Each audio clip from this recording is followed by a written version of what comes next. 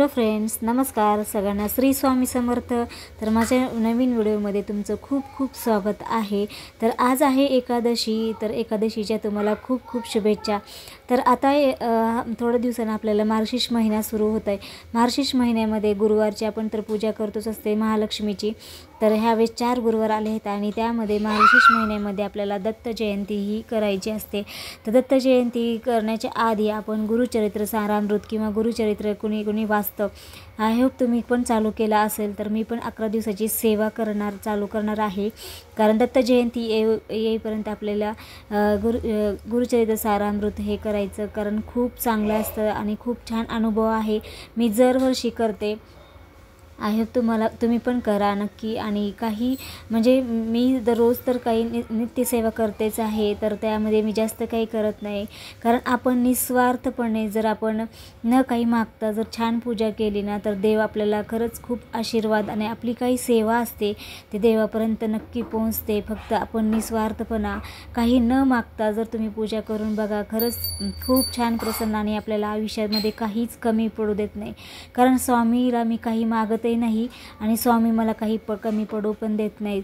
हे खरंच आहे. कारण मी स्वामी म्हणजे देवासमोर बसलेच ना, फक्त निस्वार्थपणे आपण पूजा करून बघा. काहीच मागायचं नाही, फक्त छान पूजा करायची. जितकी शक्य होईल तेवढं मी सेवा करते. रोज 1 माळ तरी नक्की करते, कारण आपण धावपळीच्या ह्याच्यामध्ये आपल्याला खूप काम असतं घरामध्ये. तरीही थोडासा वेळ काढून 5 मिनटं तरी नामस्मरण करावे देवासमोर आणि नंतर बाकीचे कामं करावे. थोडं 5 मिनटं शांत डोकं म्हणजे ठेवून आपण नतमस्तक जर आपण दररोज झालो देवासमोर, तर खरंच खूप छान वाटतं आणि आपल्याला जे काही कामं असेल तर ते दिवस पण खूप चांगला जातो. हे खरंच पॉझिटिव्ह वाईब्स आहेत. तर इथे बघा माझी पूजा झाली आहे. छान स्वामीला पण वस्त्र घातलेले आहेत आणि फुलांशिवाय खरंच पूजा मला कमीच म्हणजे झालेली नसल्यासारखंच वाटते, कारण मी रोज फुलं वाहते. तर खूप छान वाटते.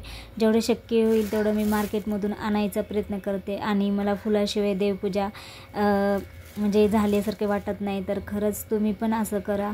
थोडं 5 मिनटं तरी निदान देवासमोर बसून थोडंसं शांत नामस्मरण करणं. तुम्ही कुठल्या देवाला जर मानत असाल तर त्याच देवाची पूजा करा. असं नाही की मी करते म्हणून ते नाही. तर तुम्ही कुठल्याही श्रद्धा महत्त्वाची आहे आपली, तर त्या श्रद्धेनुसार आपण पूजा करायची आणि आपण घरामध्ये खरंच सुगंध आणि जेव्हा हे पूजा करतो ना आपण, तेव्हा हे वास जे दरवळतो ना, खरंच पॉझिटिव्ह राहते आणि आपली लक्ष्मी कायमस्वरूपी आपल्या घरात वास करते. कारण हे नक्की करून बघा. कारण माझे खूप वर्षाचे म्हणताल तर खूप अनुभव आहेत. तर मी आजची पूजा पण तुमच्यासोबत थोडीफार शेअर केली आहे.